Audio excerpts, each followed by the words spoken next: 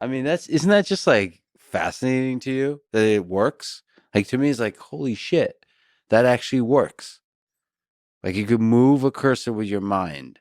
As much as you're learning to use that thing's also learning about you. Like our models constantly updating the weights to say, oh, if someone is thinking about, you know, this sophisticated forms of like spiking patterns, like that actually means to do this, right? So the machine is learning about the human, and the human is learning about the machine. So there is a adaptability to the signal processing, the decoding step, and then there's the adaptation of Nolan, the human being. Like the same way, if you give me a new mouse and I move it, I learn very quickly about its sensitivity, so I'll learn to move it slower. Mm-hmm. And then there's other kind of signal drift and all that kind of stuff they have to adapt to. Mm-hmm. So both are adapting to each other. Correct. That's a fascinating like software challenge on both sides. The software on both on the human software and The the machine organic and software, the inorganic. the organic and the inorganic. Anyway, so sorry to rudely interrupt. So there's a selection that Nolan has passed with flying colors. So everything, including that it's a BCI friendly home, all of Mm-hmm. that. So what is the process of the surgery, the implantation, the first moment when he gets to use the system?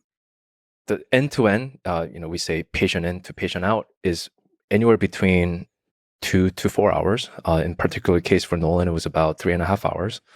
And there's many steps leading to, the actual robot insertion, right? So there's anesthesia, induction, and we do intra-op CT imaging to make sure that we're, drilling the hole in the right location. And this is also pre-planned beforehand.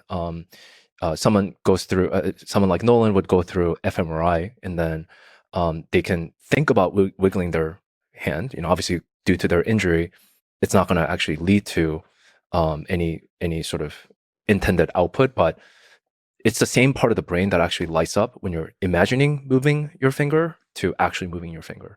And that's one of the ways in which we can actually know where to place our threads, because we want to go into what's called the hand knob area in the motor cortex, and as much as possible densely put our electrode threads. Um, so yeah, we do intra-op CT imaging to make sure and double check the location of the craniectomy, and surgeon comes in, does their thing in terms of like skin uh, incision, craniectomy, so drilling of the skull, and then there's many different layers of the brain. There's what's called the dura, which is a very, very thick layer that surrounds the brain.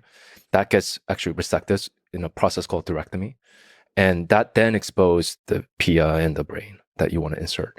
And by the time it's been around anywhere between 1 to 1.5 hours, robot comes in, does this thing, placement of the target, inserting of the thread.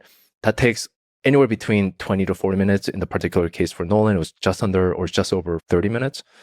And then after that, the surgeon comes in. There's a couple other steps of like actually inserting the dural substitute layer to protect the thread as well as the brain. And then yeah, screw in the implant and then skin flap and then suture and then you're out. So when Nolan woke up, what was that like? What was the recovery like? And when was the first time he was able to use it? So he was actually immediately after the surgery, like an hour after the surgery, as he was waking up, um, we did turn on the device, make sure that we are recording neural signals, and we actually did have a couple signals that we noticed that he can actually modulate.